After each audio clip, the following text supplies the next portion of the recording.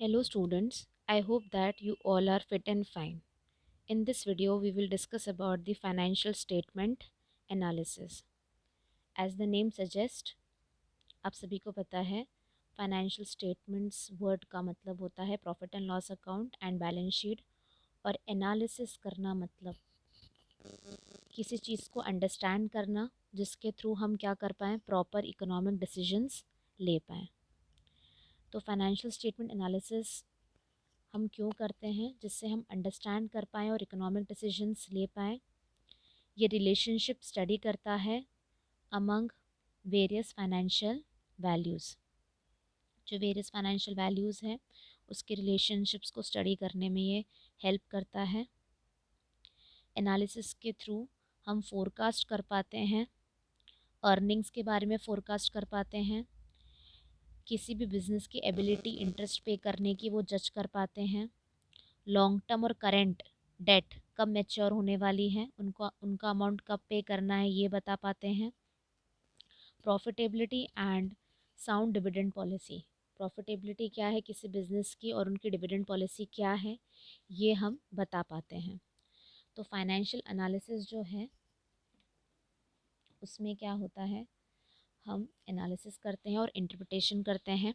Analysis का मतलब क्या होता है, सिंप्लीफिकेशन ऑफ फाइनेंशियल डेटा, सही तरीके से प्रॉपरली उसे क्लासिफाई करना, फाइनेंशियल डेटा को इजी और सिंपल बनाना जिससे हम कोई इकोनॉमिक डिसीजन ले सके या कोई कंक्लूजन निकाल सके। और इंटरप्रिटेशन का मतलब क्या है, explaining the meaning and significance, मतलब उससे उस फाइनेंशियल इंफॉर्मेशन को हम समझ कर उसका कुछ मीनिंग निकाल पाएँ और उसका कुछ सिग्निफिकेंस, उसका क्या इम्पोर्टेंस है उसे हम निकाल पाएँ। अब फाइनेंशियल एनालिसिस हम किन लोगों के लिए करते हैं, तो फाइनेंशियल एनालिसिस हम करते हैं क्रेडिटर्स के लिए, इन्वेस्टर्स के लिए, यूज़र्स ऑफ फाइनेंशियल स्टेटमेंट्स के लिए। अब इन लोगों के काम में क्या आता है फाइनेंशियल एनालिसिस, फाइनेंशियल एनालिसिस के थ्रू ये एसेस करते हैं क्रेडिट वर्दिनेस, मतलब ये जो बिज़नेस है या ये फर्म है इस पर हम विश्वास कर सकते हैं या नहीं कर सकते हैं, ये समय पर उधार पे करेगी या नहीं करेगी, वो होती है क्रेडिट वर्दिनेस, मार्केट में रेपुटेशन। कोई भी बिज़नेस की फाइनेंशियल साउंडनेस, उसका अर्निंग पोटेंशियल जो है वो हमें कैसे पता चलेगा, फाइनेंशियल स्टेटमेंट एनालिसिस के थ्रू। तो financial statement analysis is largely a study of relationships among the various financial factors in a business as disclosed by a single set of statements and a study of trends of these factors as shown in series of statements. The analysis and interpretation of financial statements are an attempt to determine the significance and meaning of financial statement data so that the forecast may be made of the prospects of future earnings, ability to pay interest, debt maturities, and profitability and sound dividend policy. अब next हम देखेंगे tools या techniques of financial statement analysis. Financial statements हमें information देते हैं assets के बारे में, लाइबिलिटीज़ के बारे में, इक्विटी, रेवेन्यू और एक्सपेंसेस, प्रॉफिट जो अर्न हुआ है या लॉस इनकर हुआ है, कोई भी एंटरप्राइज का कैश फ्लो एब्सोल्यूट अमाउंट में यानी नंबर्स के फॉर्म में हमें पता चल जाता है। ठीक है, अब ये जो है ये इजीली अंडरस्टैंडेबल नहीं होता है एक्सटर्नल यूज़र्स को, जो फाइनेंशियल स्टेटमेंट्स के होते हैं ये ज़्यादा यूज़ का नहीं होता है और उनके मीनिंग का नहीं रहता है अगर हम इसे एनालाइज करेंगे आइसोलेशन में, अकेले इसे एनालाइज करेंगे तो जो हम एनालिसिस करते हैं फाइनेंशियल स्टेटमेंट्स का वो हम एनालिसिस करते हैं, कैसे एनालिसिस करते हैं, पिछले ईयर्स से कंपैरिजन करके या फिर किसी और फर्म के साथ उसे कंपैरिजन करके, कोई और एंटरप्राइज या कोई और फर्म जिसका जो बिज़नेस का नेचर है वो सेम है, ठीक है, या साइज़ ऑफ ऑपरेटिंग सिमिलर है किसी बिजनेस एनवायरनमेंट में, तो हम उसके साथ उसे क्या करते हैं कंपेयर करते हैं, किसी इंडस्ट्री स्टैंडर्ड्स के साथ उसे हम क्या करते हैं कंपेयर। तो जो हम एनालिसिस करते हैं वो एनालिसिस अकेले एनालिसिस नहीं करते हैं, हम अकेले किसी चीज़ का कंक्लूजन नहीं निकाल सकते हैं। हम जब बिज़नेस या फर्म या एंटरप्राइज के फाइनेंशियल डेटा को कंपेयर करते हैं उसके पिछले ईयर्स के डेटा के साथ या फिर हम किसी और बिजनेस सेम बिजनेस फर्म के साथ कंपेयर करते हैं, सिमिलर बिजनेस फर्म के साथ कंपेयर करते हैं, या इंडस्ट्री स्टैंडर्ड के साथ कंपेयर करते हैं, तो ये प्रॉपर तरीके से हम एनालिसिस कर रहे हैं फाइनेंशियल स्टेटमेंट का। तो जो कॉमनली यूज टूल्स हैं जिसके थ्रू हम फाइनेंशियल स्टेटमेंट का एनालिसिस करते हैं, तो उसमें पहला टूल जो है वो कंपैरेटिव स्टेटमेंट है, कंपैरेटिव फाइनेंशियल स्टेटमेंट्स। तो ये क्या करता है, कंपैरेटिव स्टडी करता है इंडिविजुअल आइटम्स का या कंपोनेंट्स का जो फाइनेंशियल स्टेटमेंट में होते हैं, बैलेंस शीट में हो या statement of profit and loss account में हो, ऑफ 2 or more years, 2 या 2 साल से ज़्यादा, 2 या 2 साल से ज़्यादा का डेटा हम क्या करते हैं, कंपेयर करते हैं कंपैरेटिव स्टेटमेंट में। और इसे एब्सोल्यूट यानी कि अमाउंट में भी करते हैं, फिगर्स में करते हैं, और परसेंटेज के फॉर्म में भी करते हैं। अब जो कंपैरेटिव स्टेटमेंट होता है वो प्रॉफिट एंड लॉस अकाउंट का भी बनता है और बैलेंस शीट का भी बनता है, यानी P&L का भी बनेगा और आपका बैलेंस शीट का भी बनता है कंपैरेटिव स्टेटमेंट। अब यहाँ पर इम्पॉर्टेंट चीज़ है जो एग्जाम में आ सकती है, वो क्या आ सकती है कि कंपैरेटिव स्टेटमेंट को या कंपैरेटिव फाइनेंशियल स्टेटमेंट्स को हम क्या कहते हैं, हॉरिजॉन्टल एनालिसिस। हॉरिजॉन्टल एनालिसिस हम कहते हैं कंपैरेटिव स्टेटमेंट को। कंपैरेटिव स्टेटमेंट में हम क्या करते हैं, 2 या more years of the enterprise itself के साथ हम क्या कर रहे हैं, कंपैरिजन कर रहे हैं। नेक्स्ट है कॉमन साइज स्टेटमेंट, मतलब वो स्टेटमेंट जिसमें individual items of financial statements of 2 or more years are placed side by side and thereafter converted into percentage taking a common base। एक कॉमन बेस लेते हैं, उसके आधार पर हम क्या करते हैं, उसे कन्वर्ट करते हैं परसेंटेज में, ओके, 2 या 2 साल से ज़्यादा के लिए, और फिर हम क्या करते हैं, कंपैरिजन कर रहे हैं। अब कॉमन बेस किसे ले लेंगे, या तो टोटल असेट्स को ले लेंगे, या टोटल इक्विटी या लाइबिलिटीज़ को ले लेंगे, या फिर रेवेन्यू फ्रॉम ऑपरेशंस को ले लेंगे।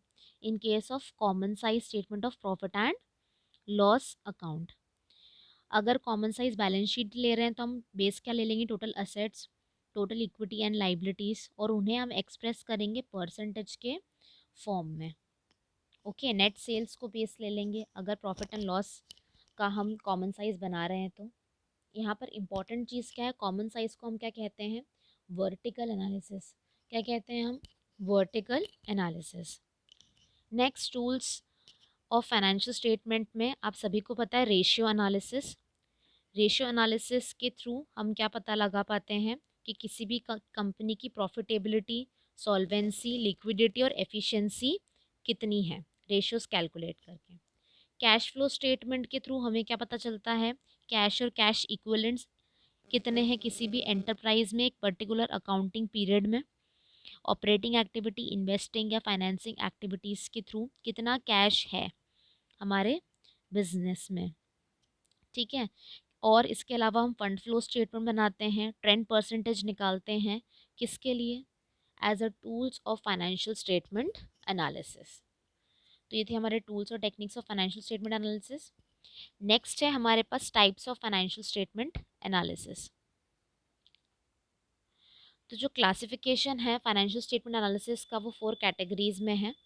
तो पहला है एक्सटर्नल एनालिसिस, जैसा कि नाम बता रहा है, एक्सटर्नल एनालिसिस होता है उनके लिए जो एंटरप्राइज से बाहर के लोग हैं, जिनके पास पूरा एक्सेस नहीं है डिटेल्ड रिकॉर्ड्स का, यानी कि वो एनालिसिस किसके थ्रू करेंगे, पब्लिश्ड अकाउंट्स के through, statement of profit and loss, balance sheet, directors auditors report, इसके थ्रू एनालिसिस करेंगे वो। और ये एनालिसिस किसके द्वारा किया जाता है, वो आपको ध्यान से देखना है कि एक्सटर्नल एनालिसिस कौन करते हैं।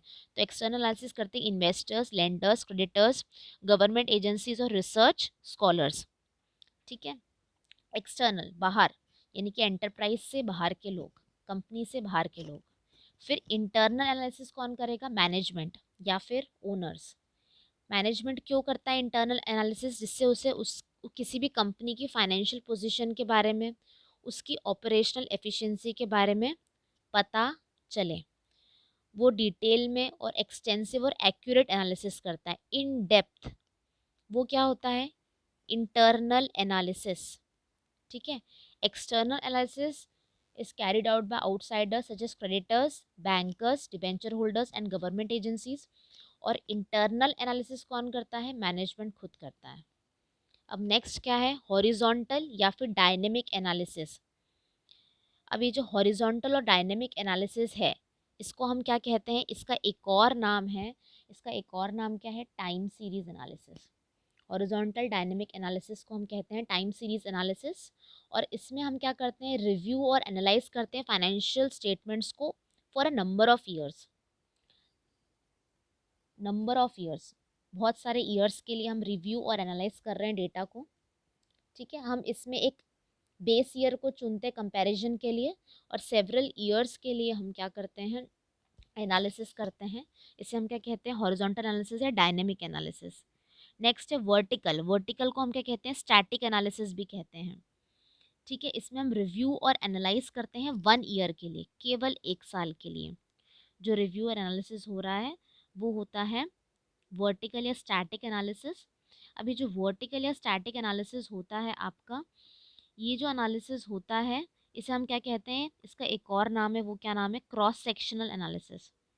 अब इसमें कंपैरिजन करते हैं हम परफॉर्मेंस का of several companies of the same type और डिवीजन या डिपार्टमेंट्स इन वन एंटरप्राइज, ठीक है। Performance of several companies of the same type, same type की अलग अलग कंपनीज की परफॉर्मेंस को हम एनालाइज करेंगे, या एक ही एंटरप्राइज के अंदर अलग अलग डिविजन्स हैं या डिपार्टमेंट्स हैं, उनकी परफॉर्मेंस को एनालाइज करेंगे एक ही अकाउंटिंग ईयर में। तो उसे हम क्या कहेंगे? वर्टिकल या फिर स्टैटिक एनालिसिस। तो हॉरिजॉन्टल या फिर dynamic analysis is a time series analysis, और वर्टिकल और static analysis is carried out at one particular point of time, generally when the accounts are closed. अब हम डिस्कस कर लेते हैं difference between horizontal analysis and vertical analysis. तो ये जो हॉरिजॉन्टल एनालिसिस होता है ये 2 और मोर अकाउंटिंग पीरियड के लिए होता है, और वर्टिकल एनालिसिस जो होता है वो एक ही पीरियड के लिए होता है, ठीक है। It deals with same items of different periods, ठीक है। यानी कि हॉरिजॉन्टल एनालिसिस में 2019, 2020, 2021, इतने सारे ईयर्स का हम क्या कर रहे हैं? एनालिसिस कर रहे हैं डेटा का, ठीक है।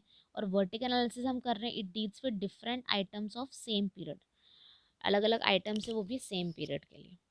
तो हॉरिजॉन्टल एनालिसिस प्रोवाइड करती है इंफॉर्मेशन एब्सोल्यूट और परसेंटेज के टर्म्स में, और जो वर्टिकल एनालिसिस होती है वो इन्फॉर्मेशन प्रोवाइड करती है परसेंटेज के टर्म्स में। अब हॉरिजॉन्टल एनालिसिस हम क्या कहते हैं? टाइम सीरीज एनालिसिस, और वर्टिकल एनालिसिस को हम क्या कहते हैं? Cross sectional analysis. Horizontal analysis ये कंपैरिजन का पार्ट है, और vertical analysis is a step towards comparison. अब जो नेक्स्ट है वो है इंट्रा फर्म कंपैरिजन और इंटर फर्म कंपैरिजन। जैसा कि नाम बता रहा है, इंटर फर्म कंपैरिजन मतलब comparison of one enterprise to the another enterprise. एक एंटरप्राइज का कंपैरिजन दूसरे एंटरप्राइज से, एक स्कूल का कंपैरिजन दूसरे स्कूल से, एक सेक्शन का कंपैरिजन दूसरे सेक्शन से। तो ये जो इंटर फर्म कंपैरिजन है, जो ये हमारा इंटर फर्म कंपैरिजन है, इसे हम क्या कहते हैं? Cross sectional analysis, okay. तो ये कंपेयर करता है फाइनेंशियल वेरिएबल्स ऑफ 2 और मोर एंटरप्राइजेस और firms to determine their competitive position. उनकी कॉम्पिटिटिव पोजीशन कैसी है? दो या दो से ज़्यादा फर्म्स के बीच में कंपैरिजन, वो इंटर फर्म होता है। इंट्रा फर्म कंपैरिजन मतलब a comparison of a financial variables of an enterprise over a period of time. मतलब फर्म के अंदर ही, फर्म एक ही फर्म का पिछले साल से कंपैरिजन इस ईयर का, पिछले पिछले साल इतनी सेल्स थी, इस ईयर इतने सेल्स से आगे इतनी सेल्स होगी, मतलब पिछले ईयर से कंपैरिजन, ठीक है। एक ही फर्म का comparison of financial variables of an enterprise over a period of time. इसे हम क्या कहते हैं, time series analysis, performance of a business over a number of years, number of years में क्या परफॉर्मेंस रहा बिजनेस का, and shows trends of financial factors. Okay, तो इंट्रा फर्म कंपैरिजन को हम टाइम सीरीज एनालिसिस या ट्रेंड एनालिसिस कहते हैं, और over a period of time क्या परफॉर्मेंस रही है फर्म की over a number of years, वो हमें पता चलता है। नेक्स्ट जो है वो है process of financial statement analysis. Process क्या है फाइनेंशियल स्टेटमेंट एनालिसिस की? तो सबसे पहला क्या है, रीअरेंजमेंट ऑफ फाइनेंशियल स्टेटमेंट्स, यानी कि हम फाइनेंशियल स्टेटमेंट को इस तरह से क्लासिफाई करेंगे, क्योंकि फाइनेंशियल स्टेटमेंट से कॉम्प्लेक्स डेटा है, तो उसमें से हम हमारी पर्पस की इंफॉर्मेशन को निकालेंगे और उस फाइनेंशियल स्टेटमेंट्स में से हम मैक्सिमम डिज़ायर्ड इंफॉर्मेशन को निकाल लेंगे, एक्सट्रैक्ट कर लेंगे, हमारी काम की चीज़ों को निकाल लेंगे, उसे क्लासिफाई कर लेंगे, उसे रीअरेंज कर लेंगे, जिसके बेसिस पर हम आगे क्या करेंगे, एनालिसिस करेंगे। ठीक है, नेक्स्ट कंपैरिजन, क्लासिफिकेशन के बाद हम क्या करेंगे, ज़रूरी कंपैरेटिव डेटा को निकाल लेंगे। ठीक है, एंटरप्राइज का पास्ट पीरियड से भी हम डेटा निकाल लेंगे टाइम सीरीज एनालिसिस में, और क्रॉस सेक्शन एनालिसिस के केस में दूसरी एंटरप्राइज का डेटा भी हम निकाल लेंगे, और फिर हम क्या करेंगे, कंपैरेटिव स्टडी करेंगे। नेक्स्ट एनालिसिस, हम एनालाइज करेंगे कि प्रॉफिटेबिलिटी कितनी है एंटरप्राइज की, सॉल्वेंसी कितनी है, यानी कि वो अपना उधार चुका पा रही है क्या नहीं चुका पा रही है, लिक्विडिटी कितनी है, कैश कितना है बिजनेस में। नेक्स्ट इंटरप्रिटेशन, इंटरप्रिटेशन में हम क्या करेंगे, इंटरप्रेट करेंगे फाइनेंशियल इंफॉर्मेशन को, और एक फाइनेंशियल इंफॉर्मेशन को जनरेट करेंगे। ठीक है, इंटरप्रिटेशन जो होना चाहिए वो प्रिसाइज होना चाहिए, छोटा होना चाहिए, और हमें किस तरफ किस डायरेक्शन में मूव ऑन करना है उसका इंडिकेशन होना चाहिए। ठीक है, कि फाइनेंशियल कैरेक्टरिस्टिक्स में हमारा मूवमेंट कैसा है, ऐसा इंटरप्रिटेशन होना चाहिए। नेक्स्ट है purpose, objective and significance of financial analysis. क्या पर्पस है हमारा, क्या इंपॉर्टेंस है फाइनेंशियल एनालिसिस का? तो सबसे पहला, हमें किसी भी फर्म की या किसी भी एंटरप्राइज की अर्निंग कैपेसिटी पता चलेगी, उसकी प्रॉफिटेबिलिटी पता चलेगी। अब प्रॉफिटेबिलिटी और अर्निंग कैपेसिटी यूज़फुल किसके लिए होती है, एक्सटर्नल यूज़र्स के लिए, जैसे इन्वेस्टर्स हैं जो हमारी एंटरप्राइज में इन्वेस्ट करते हैं, वो इंटरेस्टेड होते हैं किसी भी फर्म की अर्निंग कैपेसिटी जानने में या फिर प्रॉफिटेबिलिटी जानने में। या फिर पोटेंशियल इन्वेस्टर्स, पोटेंशियल इन्वेस्टर्स का मतलब ये होता है वो जो इन्वेस्ट करना चाहते हैं, जिन्होंने अभी तक इन्वेस्ट नहीं करा लेकिन इंटरेस्टेड है इस फर्म में पैसा लगाने के लिए। तो अपकमिंग ईयर्स में क्या प्रॉफिटेबिलिटी होगी वो भी फोरकास्ट करता है financial statement analysis. Next, assessing the managerial efficiency. Financial statement analysis के थ्रू हम आइडेंटिफाई कर पाते हैं वो एरियाज जहाँ पर मैनेजर्स अच्छी तरीके से एफिशिएंटली काम कर रहे हैं, और वो एरियाज जहाँ पर मैनेजमेंट इनएफिशिएंट है। ठीक है, फाइनेंशियल रेशियोज के थ्रू हम एनालाइज कर पाते हैं रिलेटिव प्रोपोर्शन किसका, प्रोडक्शन का, एडमिनिस्ट्रेटिव और मार्केटिंग एक्सपेंसेस का। फेवरेबल अनफेवरेबल वेरिएशंस को हम आइडेंटिफाई कर सकते हैं, हम पिन पॉइंट कर सकते हैं कि मैनेजमेंट कहाँ का एफिशिएंट है और कहाँ कहाँ पर इनएफिशिएंट है। नेक्स्ट, हम पता लगा पाते हैं शॉर्ट टर्म और long term solvency of an enterprise. Short term solvency का मतलब ये होता है कि क्रेडिटर्स और सप्लायर्स जो हैं उनको समय पर पैसा मिल रहा है या नहीं मिल रहा है, उनकी लाइबिलिटी मीटअप हो पा रही है या नहीं हो पा रही है, वो अपनी शॉर्ट टर्म लाइबिलिटीज़ को दे पा रहे हैं या नहीं दे पा रहे हैं, ability to meet short term liabilities. और लॉन्ग टर्म सॉल्वेंसी क्या होता है, लॉन्ग टर्म सॉल्वेंसी मतलब डिबेंचर होल्डर्स और लेंडर्स हैं जिनसे हमने लंबे समय का उधार लिया है, उनको हम प्रिंसिपल अमाउंट रीपे कर पा रहे हैं या नहीं कर पा रहे हैं, या इंटरेस्ट रीपे कर पा रहे हैं या नहीं कर पा रहे हैं, तो वो होता है शॉर्ट टर्म और लॉन्ग टर्म सॉल्वेंसी।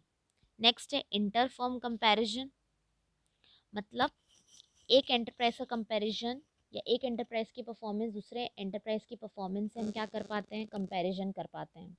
मर्जर और एक्विजिशन के केस में, यानी कि दो फर्म्स मर्ज होती हैं या एक फर्म दूसरी फर्म को खरीद लेती है, तो उन सब केसेस में ये हेल्पफुल रहता है। Next, forecasting and preparing budgets. Past financial statement analysis help करती है कि हम फ्यूचर में क्या कर पाएँ, डेवलपमेंट्स कर पाएँ, स्पेशली नेक्स्ट ईयर में। ठीक है, फॉर एग्जांपल कुछ इन्वेस्टमेंट होते हैं जिसके लिए अगर फोरकास्ट होगा नेक्स्ट ईयर का प्रॉफिट, तो क्या होगा, अर्निंग कैपेसिटी उसके अकॉर्डिंग हम मैनेज कर पाएंगे। ठीक है, for example given a certain investment it may possible to forecast the next years profit on the basis of earning capacity shown in the past. मतलब इन्वेस्टमेंट को देखकर हम ये पता लगा सकते हैं कि फ्यूचर में उस कंपनी को और कितनी अर्निंग हो सकती है। ठीक है, एनालिसिस के थ्रू हमें फोरकास्ट करने में मदद मिलती है और बजट प्रिपेयर करने में मदद मिलती है। Next, explainable and understandable.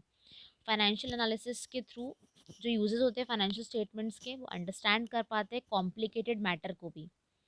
जब भी हम किसी डेटा को चार्ट्स के थ्रू, ग्राफ्स के थ्रू, डायग्राम के थ्रू शो करते हैं तो वो इजीली हमें समझ में आ जाता है, अंडरस्टैंडेबल होता है। नेक्स्ट जो है हमारे पास, नेक्स्ट जो है वो है users of financial analysis. Users कौन कौन है फाइनेंशियल एनालिसिस के? तो सबसे पहला है सिक्योरिटीज़ एनालिसिस।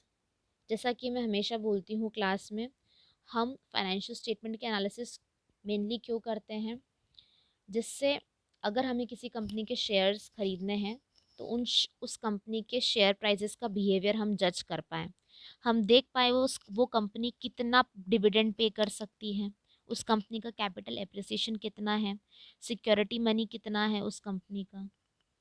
ठीक है, कैश जनरेट कितना, कैश जनरेटिंग एबिलिटी क्या है। ठीक है, तो it is a process by which the investor comes to know whether the firm is fulfilling is expectations with regard to payment of dividend, capital appreciation and security of money. Such analysis is done by a securities analyst who is interested in cash generating ability, dividend payout policy and behavior of the share price. ये securities analysis हो गया. Next है credit analysis. मतलब credit analysis के through जो firm है वो उधार देती है अपने नए कस्टमर्स को या फिर डीलर्स को। ये यूज़फुल रहता है फर्म के लिए, उधार ऑफ़र करना नए कस्टमर को या फिर डीलर को। ठीक है, जो मैनेजर होता है फर्म, उसे ये पता चलता है कि उसे क्रेडिट अलाउ करना चाहिए या नहीं करना चाहिए। क्रेडिट एनालिसिस हेल्पफुल रहता है बैंक्स के लिए भी लोन ग्रांट करने से पहले। नेक्स्ट है डेट एनालिसिस। इससे पता चलता है कि किसी फर्म की बोरोइंग, उधार लेने की कैपेसिटी कितनी है। Next, dividend decision. Financial analysis के थ्रू फर्म जो है वो डिसाइड कर पाती है रेट ऑफ डिविडेंड कितना, यानी मैनेजमेंट डिसाइड करेगा कि कितना उसे डिस्ट्रीब्यूट करना है एज डिविडेंड और कितना उसे बिजनेस में बचा कर रखना है, यानी रिटेन करके रखना है। ये इंडिकेट करता है प्रॉफिटेबिलिटी एक फर्म की। ठीक है, तो इसी बिहेवियर के अकॉर्डिंग जो शेयर प्राइजेस है वो ऊपर नीचे भी होते हैं। Next, general business analysis. तो फाइनेंशियल एनालिसिस हेल्प करता है आइडेंटिफाई करने में कि की प्रॉफिट ड्राइवर्स कौन से हैं, बिजनेस रिस्क क्या है, प्रॉफिट पोटेंशियल कितना है फर्म का, फ्यूचर में फर्म का ग्रोथ का कितना सिनेरियो है। तो ये हो गया जनरल बिजनेस एनालिसिस। नेक्स्ट, कौन सी पार्टीज इंटरेस्टेड होती है फाइनेंशियल एनालिसिस में? तो मैनेजमेंट इंटरेस्टेड रहता है क्योंकि मैनेजमेंट सेगमेंट वाइज एनालिसिस कर पाता है कौन से प्रोडक्ट में उसे ज़्यादा फ़ायदा हो रहा है और कौन से प्रोडक्ट को उसे कंटिन्यू करना चाहिए। ओवरऑल डिसीजन मेकिंग कर पाता है, कंट्रोलिंग कर पाता है, सेल्फ इवैल्यूएशन कर पाता है। किसके थ्रू कर पाता है? फाइनेंशियल एनालिसिस के थ्रू कर पाता है। एम्प्लॉयज़ और ट्रेड यूनियंस क्यों इंटरेस्टेड होते हैं? क्योंकि उन्हें ज़्यादा अच्छी सैलरी मिल पाएगी, उन्हें बोनस मिल पाएगा, उन्हें अच्छी कंडीशंस मिल पाएगी, वेज एग्रीमेंट मिल पाएगा अगर उसे पता होगा फाइनेंशियल पोजीशन के बारे में किसी भी फर्म की। शेयर होल्डर्स, ओनर्स या इन्वेस्टर्स जो होते हैं वो अपनी सेविंग्स इन्वेस्ट करते हैं बिजनेस में, तो वो एक्सपेक्ट करते हैं उन्हें उस सेविंग्स का कुछ रिटर्न मिले, उन्हें डिविडेंड मिलेगा या नहीं मिलेगा। पोटेंशियल इन्वेस्टर्स जो अभी इन्वेस्ट कर रहे हैं और फ्यूचर में सोच रहे हैं कि बिजनेस में और इन्वेस्ट करें, तो वो चाहते हैं कि उन्हें रिटर्न सही मिलेगा या नहीं मिलेगा। फिर नेक्स्ट, सप्लाईज और क्रेडिटर्स, वो ये सोचते हैं कि उन्होंने जो उधार दिया है वो समय पर उन्हें मिल पाएगा या नहीं मिल पाएगा। छोटे समय का उधार भी और लंबे समय का उधार भी। बैंकर्स या लेंडर्स जो होते हैं वो लोन प्रोवाइड करते हैं, इसलिए वो इंटरेस्टेड होते हैं कि ये जो फर्म है वो सही समय पर प्रिंसिपल अमाउंट और इंटरेस्ट जो है वो दे पाएगी या नहीं दे पाएगी। ठीक है। और रिसर्चर्स होते हैं वो एनालाइज करते हैं प्रॉफिटेबिलिटी, ग्रोथ और फाइनेंशियल पोजीशन किसी भी कंपनी की, बिजनेस की, इंडस्ट्री के। टैक्स अथॉरिटी टैक्स लाइबिलिटी को जज करने के लिए, कैलकुलेट करने के लिए उसे फाइनेंशियल एनालिसिस की ज़रूरत पड़ती है। कस्टमर जो रहता है वो इंटरेस्टेड रहता है इंफॉर्मेशन के बारे में कि एंटरप्राइज का कंटिन्यूंस कितना है, उसका लॉन्ग टर्म इन्वॉल्वमेंट कितना है उसके लिए। तो ये थे पार्टीज जो इंटरेस्टेड थी फाइनेंशियल एनालिसिस के लिए। Next, limitations of financial statement analysis. Limitations क्या है इसके? ठीक है, हिस्टोरिकल एनालिसिस, जो एनालिसिस करते हैं वो हिस्टोरिकल बेसिस पे करते हैं। ठीक है, फ्यूचर को ये रिफ्लेक्ट नहीं कर पाता है। ठीक है, और जो इन्वेस्टर्स रहते हैं वो किस में इंटरेस्टेड रहते हैं? फ्यूचर में इंटरेस्टेड रहते हैं, प्रोडिक्शन में इंटरेस्टेड रहते हैं। ये पास्ट के जो डेटा उस पर डिपेंड करता है। प्राइस लेवल चेंजेस को इग्नोर करता है। प्राइस लेवल चेंजेस जितना ज़्यादा बढ़ेगा, प्राइसेस जितने जितने ज़्यादा बढ़ते हैं, परचेजिंग पावर जो रहती है वो कम होती जाती है। तो जो फाइनेंशियल स्टेटमेंट्स है वो प्राइस लेवल चेंजेस को क्या कर देते हैं? एकदम इग्नोर कर देते हैं। वैल्यू ऑफ मनी को क्या कर देते हैं? इग्नोर। क्वालिटेटिव एस्पेक्ट को इग्नोर कर देते हैं फाइनेंशियल स्टेटमेंट। आपका स्टाफ कितना भी अच्छा है, आपका मैनेजमेंट कितना भी अच्छा है, पब्लिक रिलेशन आपके कितने भी अच्छे हैं, वो इग्नोर कर देगा फाइनेंशियल स्टेटमेंट्स। फिर ये सफ़र करता है वो सारी लिमिटेशंस जो फाइनेंशियल स्टेटमेंट की होती हैं। ठीक है, वो सारी लिमिटेशंस इसमें भी आती हैं। नेक्स्ट, नॉट फ्री फ्रॉम बायस। अब यहाँ पर जो है अकाउंटेंट की चॉइस पर डिपेंड करता है कि अकाउंटेंट कौन सी मेथड चूज़ कर रहा है। इन्वेंट्री वैल्यूएशन के लिए वो कौन सी मेथड चूज़ कर रहा है, या फिर डेप्रिसिएशन के लिए वो कौन सी मेथड चूज़ कर रहा है, स्ट्रेट लाइन मेथड या रिटर्न डाउन वैल्यू मेथड। तो ये पर्सनल जजमेंट के ऊपर बेस्ड हो जाता है। इसलिए इसमें जो अकाउंटेंट है वो अपने फ़ायदे के लिए, अपने फ़ायदे के हिसाब से काम कर सकता है। इसलिए फ्री फ्रॉम बायस नहीं होता है, खुद के फ़ायदे से फ्री नहीं हो पाते हैं financial statement analysis. Next, variation in accounting policies. कोई भी फर्म है उसके लिए ज़रूरी होता है सही पिक्चर शो करने के लिए वो सेम अकाउंटिंग पॉलिसी को यूज़ करे हर साल। अगर वो अलग अलग अकाउंटिंग प्रैक्टिसेस यूज़ करेगी हर साल, तो उससे हम सही कंक्लूजन या सही एनालिसिस नहीं निकाल पाएंगे। विंडो ड्रेसिंग का मतलब ये होता है कि हम इंटरप्राइज की फाइनेंशियल पोजीशन को बहुत अच्छा दिखा रहे हैं बुक्स ऑफ अकाउंट्स में मैनिपुलेशन करके, यानी कि हम यूज़र्स को फॉल्स, झूठी इन्फॉर्मेशन दिखा रहे हैं, बल्कि हम एक्चुअल और करेक्ट इन्फॉर्मेशन नहीं दिखा रहे हैं। ठीक है, presentation of a better financial position than what actually is. Actually में ख़राब पोजीशन है लेकिन हम उन्हें झूठी पोजीशन दिखा रहे हैं, यूज़र्स को फॉल्स इन्फॉर्मेशन दिखा रहे हैं। Next, identify symptoms. अगर कोई प्रॉब्लम है तो उसका आइडेंटिफिकेशन भी हम कैसे कर सकते हैं? एनालिसिस ऑफ फाइनेंशियल स्टेटमेंट्स के थ्रू, और फिर उस प्रॉब्लम को हम ठीक कर सकते हैं, रेक्टिफाई कर सकते हैं। I hope that you understood the chapter of financial statement analysis.